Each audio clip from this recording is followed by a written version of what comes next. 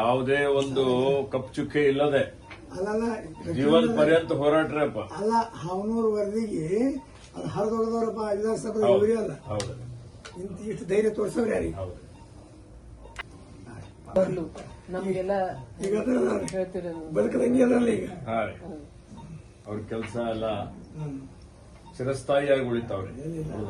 ದೊಡ್ಡ ಕ್ರಾಂತಿಕ ಅದಕ್ಕೆ ಹೇಳ್ತಿದ್ದ ಲಾಲ್ಬಹದ್ದೂರ್ ಶಾಸ್ತ್ರಿ ಅಂತಿದ್ದ ನಾನು ಅವ್ರಿಗೆ. ಹೆಂಗ್ ಮಾಡಿದ್ರೆ 3 ವರ್ಷದಾಗ ಧರ್ಮದ ಮಾಡ್ಯಾರ ನೆನ್ಸ್ಬೋದು. ಇವೇನ್ ನೋಡ್ರಿ ಅವ್ರು ಶಿವರಾಜ್ ಪಾಟೀಲ್ರು ಜಮನೂರು ಒಂದೇ ಪೀರಿಯಡ್ ಆಗಿಬಿಡ್ತು. ಒಂದೇ ಪೀರಿಯಡ್ ರೀ ಎಲ್ಲ. ಅವರು 85, 86, 90 ವರ್ಷ ಅವರು ಅನ್ನ ಎಲ್ಲ ಬಿಟ್ಟಿದ್ರು ಅಂತ ಕೇಳಿದ್ರೆ 15 ದಿವಸ ಅನ್ನ ಏನು ತಗೊಂಡೇ ಇಲ್ಲ. ತಗೊಂಡಿಲ್ಲ. ಹೋಗೋದು ಬೇಡ ಪಾಟೀಲ್ ಶಿವರಾಜ್ ಪಾಟೀಲ್ ಎಲ್ಲ ಜಿದ್ದಿ ಮನುಷ್ಯರು ಅವಾಗ ಎಲ್ಲ ಚೆಲ್ಲ ಇದ್ದವರು. 4 ತಿಂಗಳ ಕೆಳಗೆ ನಾವು ನಿಮ್ ಮನೆ ಬರೀ ಕರ್ಕೊಂಡು ಹೋಗಿದ್ವಿ.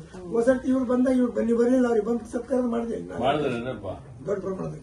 ನಾನ್ ಕೇದಾರ್ ಬಂದಾಗ ಬಂದಿರೋರು ಹೋಮ್ ಮಿನಿಸ್ಟರ್ ಆಗಿ. ನೀವು ಬಂದಿರಲ್ಲ, ನೀವು ಪ್ರಕಾಶ್ ಅವರು ಇದ್ರು, ಕಣ್ಣಿಂದಾಗಿತ್ತು, ಅದಕ್ಕೆ ನಾನೇ ಬಂದಿದ್ದ. ಉತ್ತರ ಕರ್ನಾಟಕ ನ್ಯೂಸ್, ಇದು ಕನ್ನಡದ ಉಸಿರು.